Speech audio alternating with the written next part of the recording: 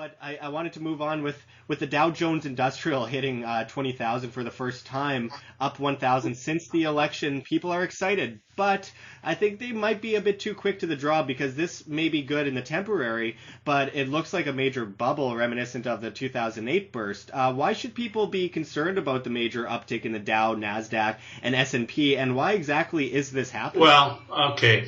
As I pointed out, and we discussed just a little bit earlier, when Trump was first acknowledged to have won the presidency, the initial reaction of the gold was to shoot higher.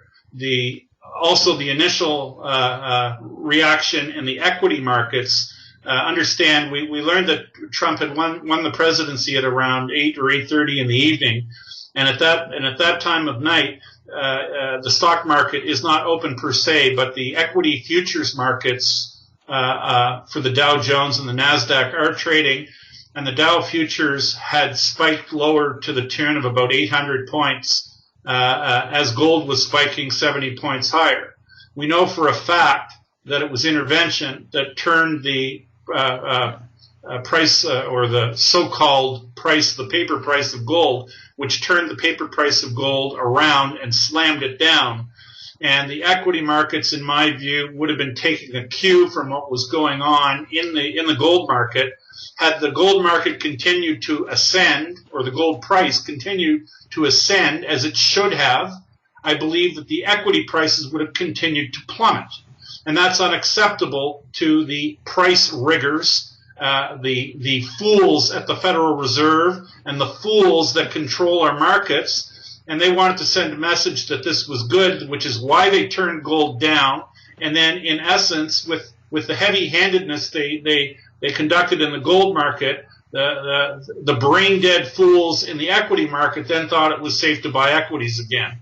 Listen, our markets are not markets. Our markets are crime scenes, and this totally artificial. This kind of activity will lead to a very, very bad ending at some point in time, and I would say that very likely, any time now we could see some real fireworks here, because. Well, absolutely. Just looking at the charts are kind of terrifying when you study the 10-year chart for the Dow and looking at when the crash happened or when the recession happened in 2008 and studying where it was going then and now where it's going now. And in comparison, it's going to hit rock bottom a lot harder than it did in 2008 when it does. Because, of course, it's been manipulated, it's been pushed off, and it's gained a lot of steam. And it looks really bad when you look at the chart. But of course, all you hear in the news is this is a great thing.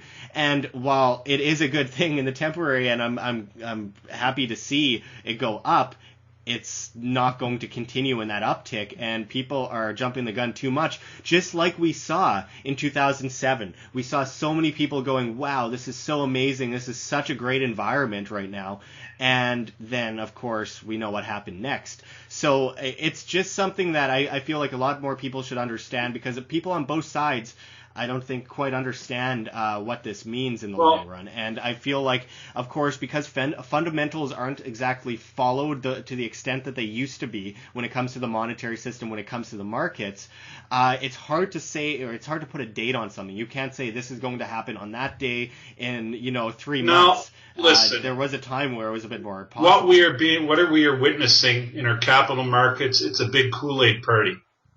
And if you want to know how Kool-Aid parties end, ask the people who lived in Jonestown, Guyana, under Jim Jones, if you happen to know that name from historical record. You'll have trouble talking to anybody from Jonestown or any of Jim Jones' followers, though, because they all drank the Kool-Aid and they all died together. And and the ones that didn't drink the Kool-Aid are brain damaged and unable to speak to this day. So it's terrible. So enjoy your Kool-Aid and make sure you drink it to the last drop, because what is happening in our capital markets is not sustainable, and the reason it's not sustainable, folks, because we have Keynesian-minded bankers creating infinite amounts of debt or credit. And, we live on a finite planet, and any rational thinking human being should realize that when you create infinite amounts of money in a finite environment, that story doesn't end well, and nor will this one end well. And how that ends traditionally, it ends with the currency's value falling to its true intrinsic value, which is zero. And this has happened many times in human history when this experiment with fiat money is practiced to the last drop. And this. Interestingly, we're coming up on the 1,000th year anniversary of this system in 1024 AD in China, and you'd think people would learn in 1,000 years, but apparently not. Yeah. Well, you know what? I think the Chinese are well versed in it, and the Chinese have a pretty good idea how this will end, which is why the Chinese have been showing a great deal of effort in trying to convert U.S. dollar debt into real tangible things, which is why they've been investing so heavily in Africa, and which is why they've been investing in real things like ports, and why they've been investing in critical infrastructure all over the world. And it's not because they have a penchant for collecting things, it's just that they know that the reserves that they currently own, which are denominated largely in U.S. government debt, at one day will be worth zero. All fiat money always reverts to its natural value of zero. It always has, always will, and sometimes it takes longer than other times, but it's always headed in that direction.